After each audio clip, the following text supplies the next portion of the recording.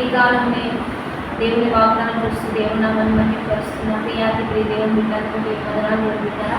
మీరు బాగున్నారా? ఉదయకాలం వాగ్దానం చూస్తూ సంతోషిస్తూ ఉన్నారా? ఈ దినమంతా దీవెనకరంగా ఆశీర్వాదపరంగా నడిపించబడుతూ ఉన్నారా? ఈ దినం దేవుడు మనతో ఏం మాట్లాడబోతున్నాడు చూద్దాం. పరిశుద్ధ లేఖన గ్రంథంలో నుంచి యెషయా గ్రంథం 60వ అధ్యాయం 15వ వచనం చదువుకుందాం. నీకు విసర్జించబడినట్టు ద్వేషించబడినట్టు ఎవడనూ మార్గముల దాటిపోవలేదు.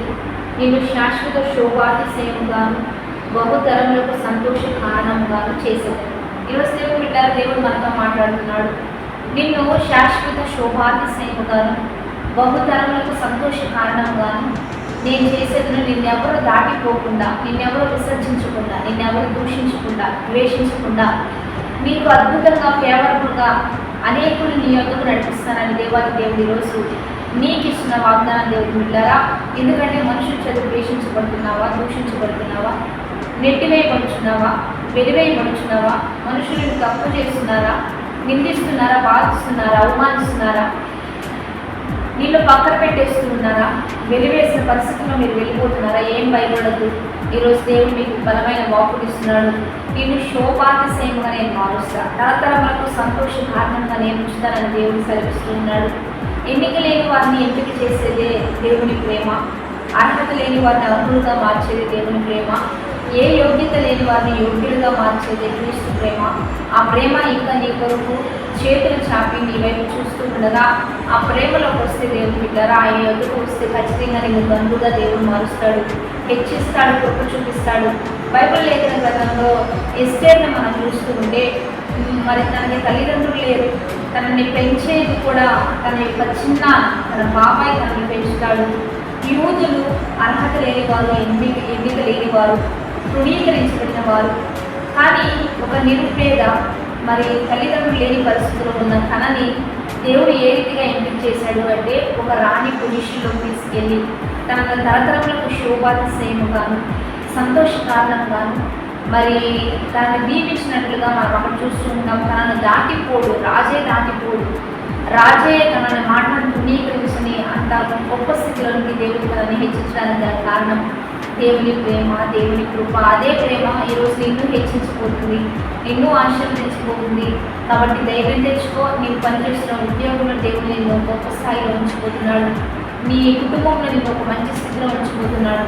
నీ ఊరిలో, నీ గ్రామంలో, నీ కాలంలో, లేకపోతే నీ పట్టణంలో, నీ కుటుంబంలో, నీ స్కూల్లో, కాలేజ్లో దేవుడు నిన్ను గొప్పగా హెచ్చించబోతున్నాడు, గొప్పగా ముందుకు కొనసాగించబోతున్నాడు.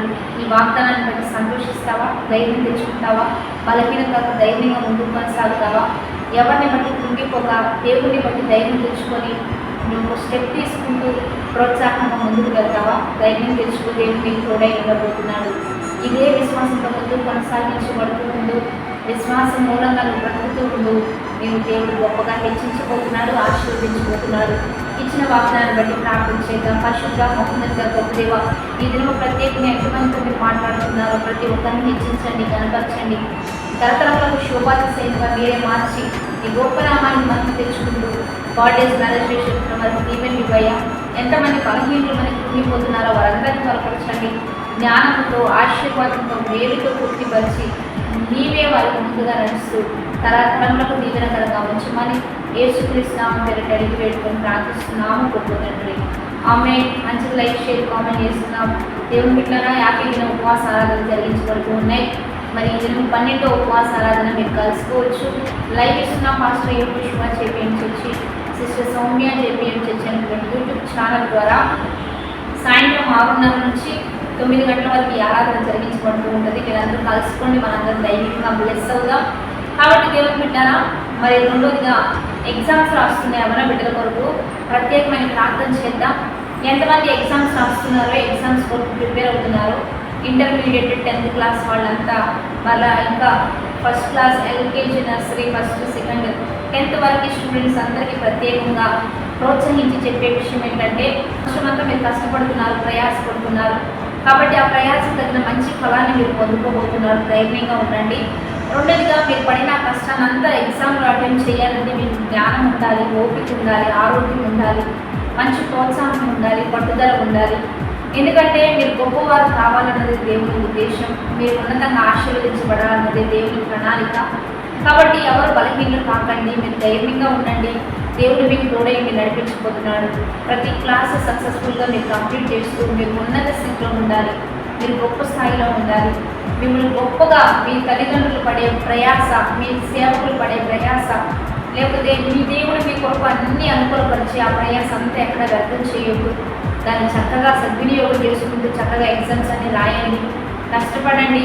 ఎందుకంటే మీరు భవిష్యత్తులో గొప్పవారు కావాలి అంటే చదువు మంచి దీవెనకరంగా దేవుడు మనకు ఉంచాడు.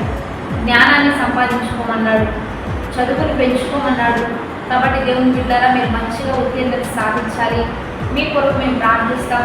మా మినిస్ట్రీ తరఫు నుంచి ఈ పాస్టర్స్లో మీ కొరకు ప్రార్థిస్తూనే ఉన్నాం. కాబట్టి ధైర్యంగా ఎగ్జామ్ రాయండి, ధైర్యంగా ప్రోత్సాహంగా వెళ్ళండి, ప్రతి క్వశ్చన్ అటెంప్ట్ చేయండి. చక్కగా దేవుడు ఇచ్చిన మీ జ్ఞానాన్ని అంతటినీ కూడా అక్కడ అప్లై చేస్తూ ఉండండి.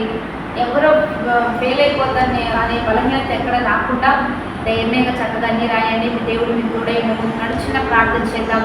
తండ్రి, ఎంతమంది ఎగ్జామ్స్ రాయిపోతున్నారు, రాస్తూ ఉన్నారు, ప్రతి బిడ్డలను బట్టి ప్రార్థిస్తున్నాం. వాళ్ళకి మంచి జ్ఞానం, జ్ఞాపక శక్తిని దయచేయండి.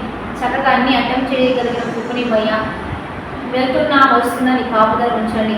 అక్కడ ఇన్విజిలేటర్స్లో కానీ కాలేజెస్లో స్కూల్స్లో నీ పరిశుద్ధాత్మ కంచ కాపుదల ఉంచండి. ఎవరు బలహీనలు కాక ధైర్యంగా చక్కగా అన్ని అటెంప్ట్ చేయనట్లుగా మంచి జ్ఞానం ఇచ్చి ప్రతి ఒక్కరు సక్సెస్ఫుల్గా ప్రతి క్లాస్ని కంప్లీట్ చేస్తూ భవిష్యత్తులో గొప్పవారు అవ్వాలి, ఉన్నతమైన స్థితిలో ఉండాలి. మంచి భవిష్యత్తు ప్రతి బిడ్డలకు దయచేసి చదువుకున్న బిడ్డలందరినీ మంచిగా స్థిరపరిచి కృప చూపించి మా బిడ్డలందరికీ మంచి జ్ఞానం ఇచ్చి ధైర్యాన్ని ఇచ్చి ప్రోత్సాహాన్ని ఇచ్చి కుడి చేయి పెట్టి రాపించి నడిపించమని ప్రభువైన యేసుక్రీస్తు నామమున పేరిట అడిగి వేడుకొని ప్రార్థిస్తున్నాము గొప్ప తండ్రి. ఆమేన్. మంచిగా ఎగ్జామ్స్ రాయండి. All the best. దేవుని అత్యధికమైన కృప మీకు తోడై నడిపించబోతుంది.